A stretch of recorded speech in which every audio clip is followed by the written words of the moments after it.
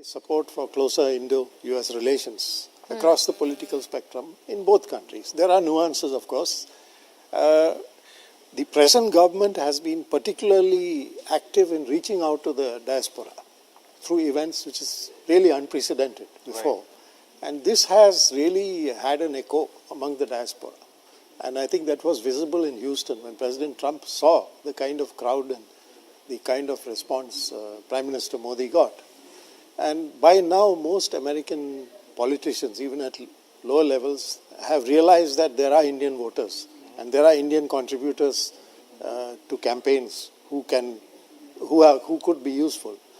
And I think the Trump visit here shows that, when it's shown back in the US, this is one of the main things which is reported in the US media, that Trump is being welcomed very popularly by the Indian community, by the Indian population. And so now Trump has just emerged from the shadow of the impeachment and he is in a confident mode. He's looking, and I think most political pundits give him a better than even chance of winning the next election.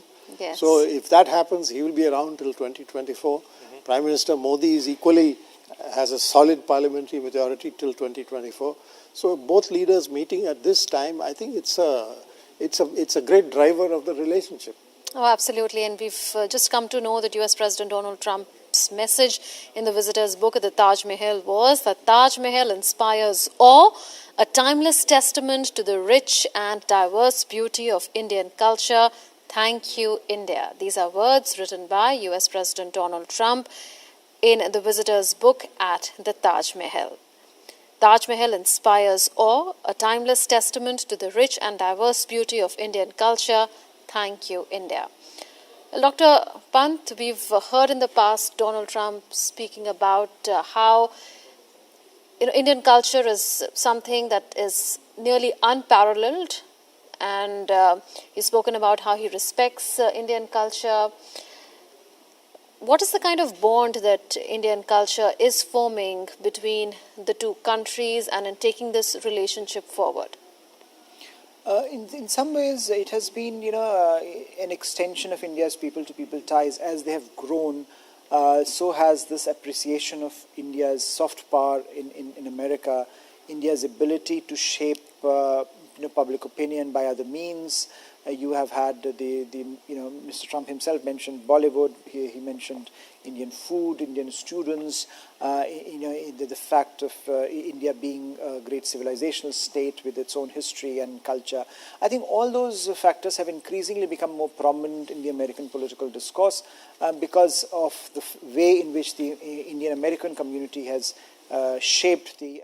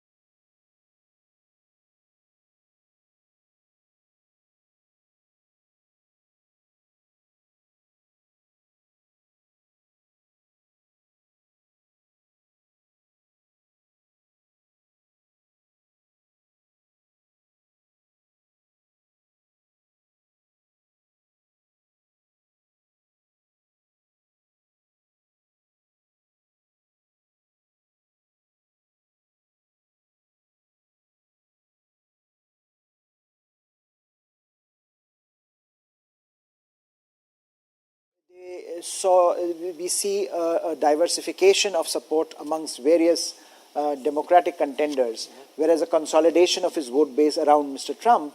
But where he has been what he has been enabled to do in the last 4 years is to reach out to other constituencies that have not voted either Republican or for Mr. Trump.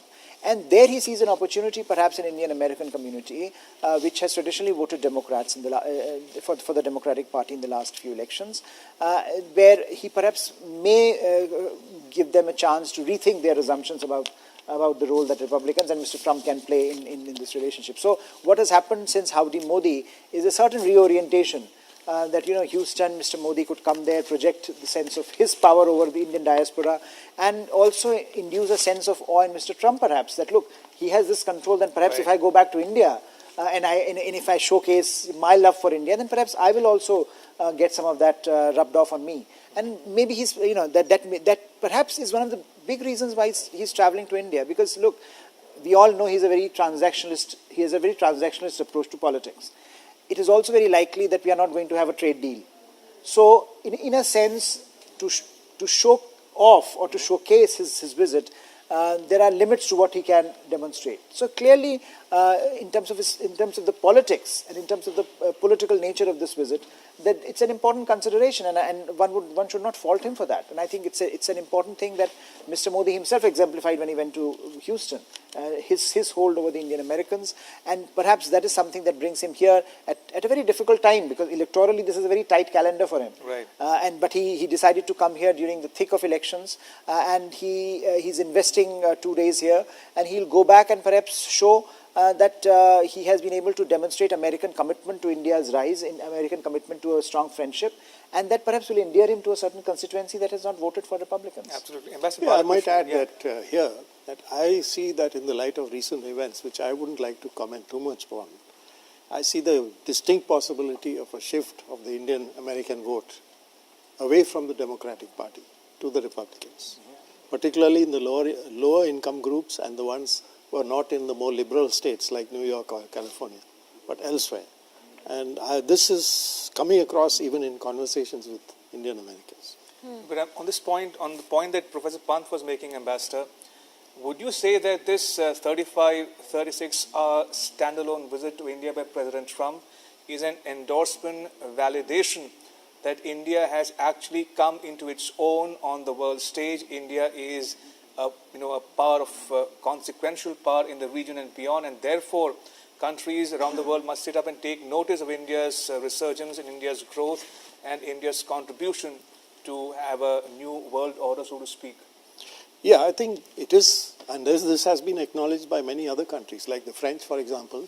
India is an economic, you cannot ignore India as far as the economic clout is concerned, its influence on climate change, on global issues.